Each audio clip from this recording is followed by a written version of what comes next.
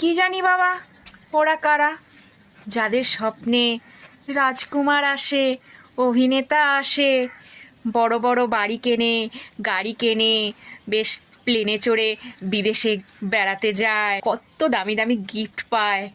আর আমি স্বপ্নে দেখি হয় পড়ে যাচ্ছি, নয়তো মরে যাচ্ছি, আর ঘরের মধ্যে চরকির মতো ঘুরপাক ঘুরপাক ঘুরপাক খাচ্ছি।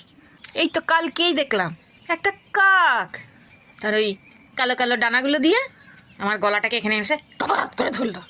আমি তো পুরো